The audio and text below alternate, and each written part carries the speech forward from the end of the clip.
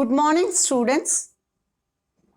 How do we put a drawing pin into a board of softwood? Do we apply a force?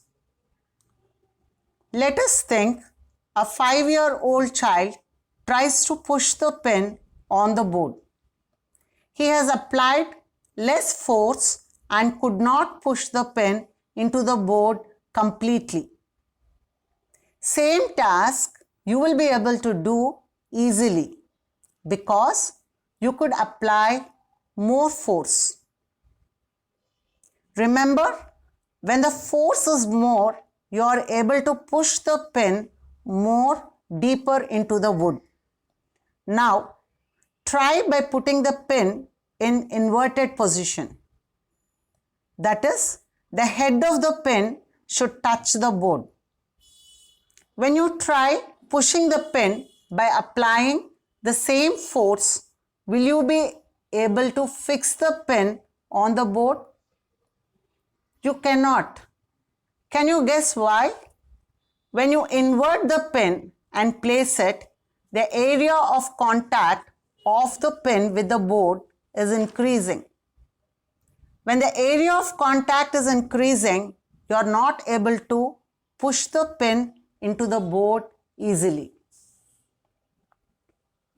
The effect of the force on the pin depends on two factors. The first one, the force applied, and the second factor is the area over which the force applied is acting.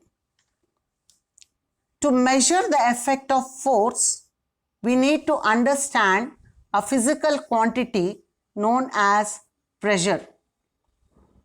Pressure takes into account both the factors, the force applied and the area on which the force acts.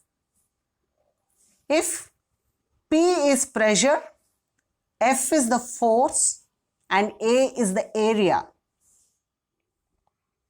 Pressure equal to force by area. P equal to F by A. We can define pressure as the force acting on unit area of the surface of an object. I repeat, the force acting on unit area of the surface of an object. Now let us see what will be the units for pressure. We have seen that pressure is calculated by using the formula F by A. The units for force is Newton and area is meter square. So the unit for pressure will be Newton by meter square, which you call it as Newton per meter square. This Newton per meter square is termed as Pascal. So the unit for pressure is Pascal or Newton per meter square. Pascal is denoted by using capital P and small a. I think all of you have understood the definition for pressure, the formula to calculate pressure, and the SI unit for pressure. Now, we are going to study a few applications of pressure. In the image, you can see a porter carrying luggage. He uses a cloth on his head. He folds it round and keeps over his head and then places the luggage. By doing this, he is increasing the area of contact on which the luggage is placed. We know that when area increases, the pressure will decrease. Here, why is pressure decreasing when area increases? we have studied the formula P equal to F by A. So when force increases, F is in the numerator. When force increases, pressure will increase. When force F value decreases, pressure also will decrease. So we say force is directly proportional to pressure. Means the pressure will be more when the force acting on the object is more. Now if you see the formula P equal to F by A, the area of contact is in the denominator. When area of contact increases, pressure will decrease.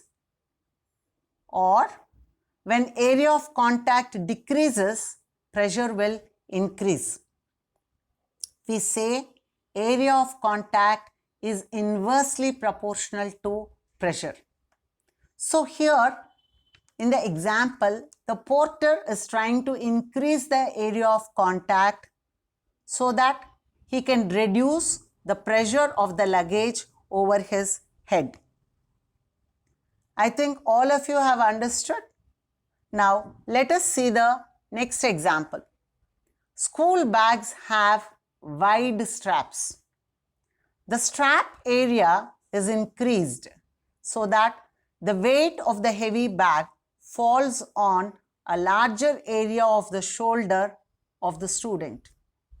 So the pressure of the bag on the shoulder will be less. Also, you might have seen cutting instruments like knives have sharp edges. When the edge is sharp, the area of contact decreases. And we know that when the area of contact decreases, the pressure will become more. So this helps us to cut the fruits and vegetables easily. So we are decreasing the area of contact by making the knives sharper so that the pressure will be more and cutting off the fruits and vegetables will become easy. Heavy vehicles like trucks, lorries, and even tractors used in the fields have broad tires. The broad tires will increase the area of contact on the ground. When the area increases, the pressure on the ground will decrease. So heavy vehicles will not sink in the ground. Generally, the tractors are used in the fields where the soil is loose and the tires can sink easily. So when the area of the tire is made larger, the pressure can be decreased. You might have noticed large dams or huge constructions. They will have their foundations laid on a larger area. It is simply for the reason that pressure will be decreased on the ground. By having large foundations, that is, the foundation will be laid on a larger area. They will not collapse easily. For the same reason, even the wheels of an army tank is covered by a wide belt. So the area increases and the pressure will decrease.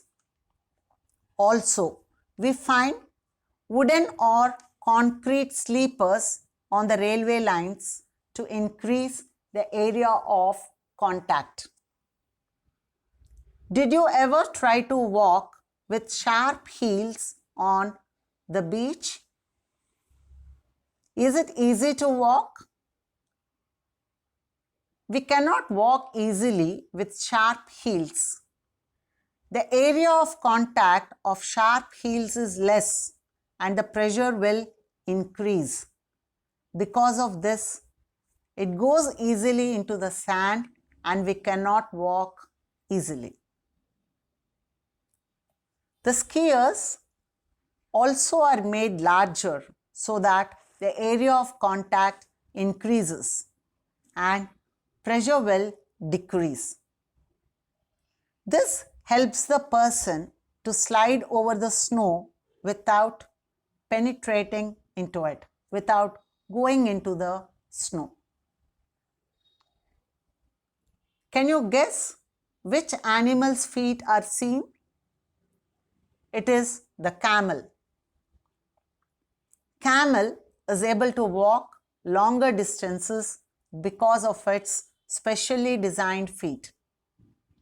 Camel's feet are broad and large, and they do not exert much pressure on the sand. So they can walk easily over long distances.